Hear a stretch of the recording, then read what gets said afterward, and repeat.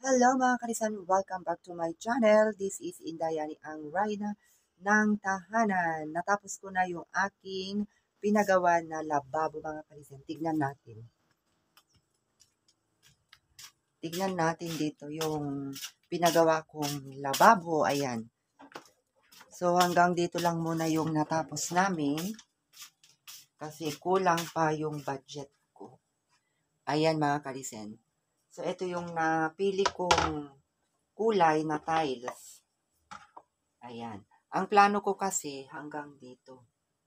Kasi inuna ko na tong kusina. Kasi itong kusina namin, na siya dito. Nakasagad na yung lawak at lapad. So, eto, yung inuna ko muna na pinagawa. Ayan. So, hanggang dito. Ayan. At eto, bumili ako ng paglagyan ng mga patis, bagoong, mga pangrekado. Ayan. Dito ko nilaan yung aking naipon na sahod. Ayan. Pinalitan ko na rin at yung nakuha kong kulay ay ganitong kulay. Ayan. Tapos bumili rin ako ng mga ganyan. Tapos, ito, paglagyan ng tubig. Kasi, si nanay, ang daming mga timba na pinaglalagay niya dito, ang sikip-sikip, kaya naisipan ko ganito na lang. At, ito, paglagyan yung baso. Tapos, ito yung inano ko noon talaga para hindi mahirapan na mag-igib ng tubig. Kasi balon lang yung dito.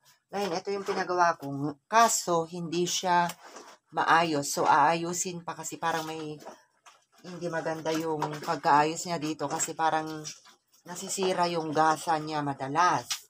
Kaya, ang ginawa ko, babalik na rin namin para hindi na siya mahirapang mag-igib ng tubig.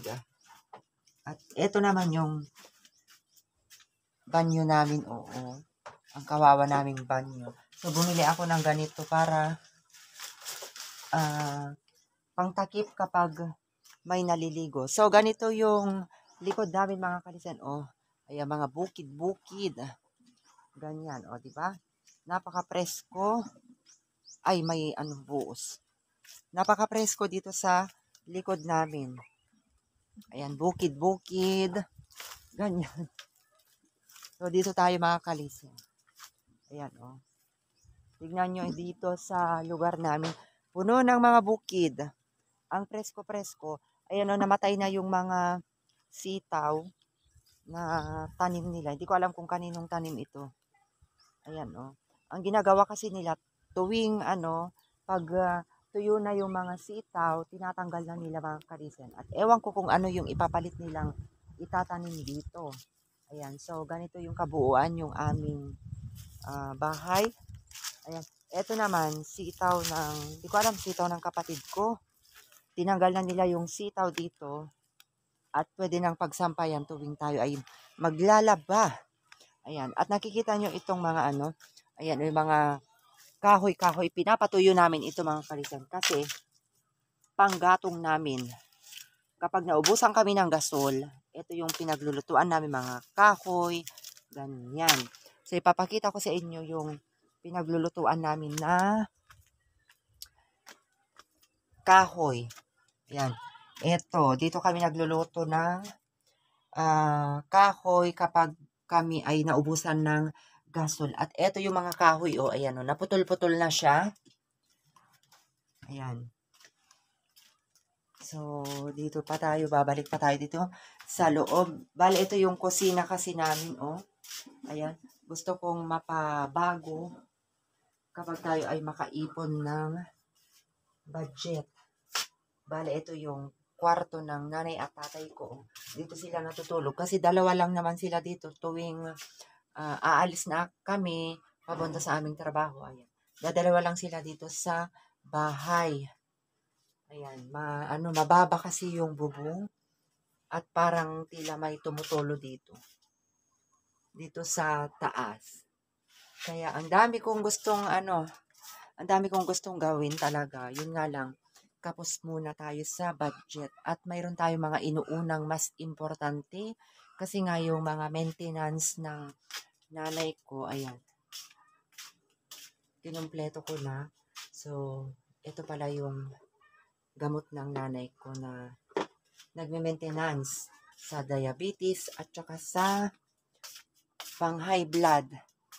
So, ayan, ito yung buhay namin dito sa probinsya, mga kalisen. Kaya, ano muna tayo dito, pahipahinga muna bago tayo bumalik sa ating trabaho. Alam nyo, ang dami kong vlog dito noong fiesta kasi March 12 nung umuwi ako dito sa probinsya.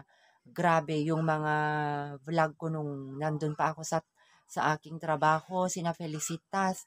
Ayan, nabura lahat dahil napindot ko yung files ko at hindi na pwedeng i-retrieve. Kaya sobra akong nalungkot, na dismaya kasi ang dami kong pwedeng i-upload doon. So ngayon, panibagong filmmaking na naman tayo, mga kalisen. O di ba ang hirap mag-edit ka, gumawa ka ng content, mag-isip ka ng mga content na gagawin tapos ganun-ganun lang, isang iglap lang ma-delete. Kaya grabe talaga, nadismaya talaga ako. Pero ganun talaga, tuloy-tuloy lang tayo dito sa pagiging content creator. So, ayan lamang muna ang aking vlog ngayong araw na ito, mga Krisen. Naway nasa mabuti kayong kalagayan.